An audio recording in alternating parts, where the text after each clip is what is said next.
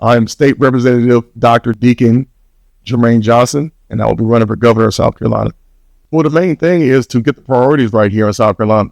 Right now, our priorities are way off base, and I want to make sure that the priorities are fixing our infrastructure.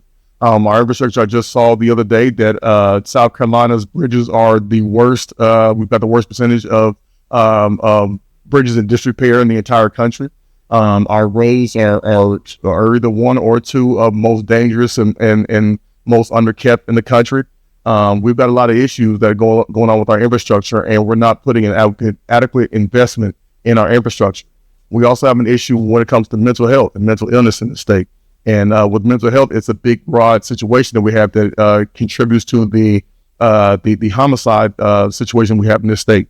Our homicide rate is higher than that of California.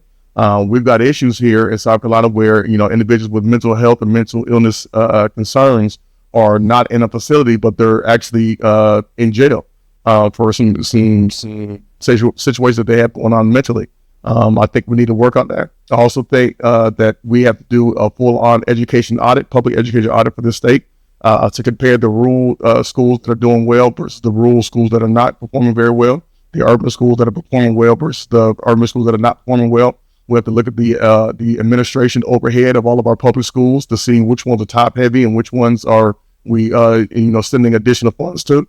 And we got to make sure that all of our public schools are funded adequately. So education, mental health, and infrastructure is going to be the top concerns of my platform. Well, I'm not Joe Cunningham. I'm not Vince Shaheen. I'm not James Smith. I'm Jermaine Johnson. And Jermaine Johnson is a different guy. He's a different type of Democrat. He's an individual who has a history of coming from poverty, making it through, pulling himself up by the bootstraps, and then being a successful individual. So I've been homeless. I went to 7 different high schools. I've lost a brother to gun violence. I lost another brother in a car accident. I've lived in motels. So I understand what it's like to be the least of these.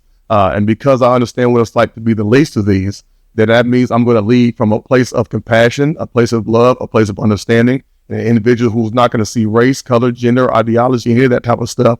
I'm going to see the struggles of the people of South Carolina.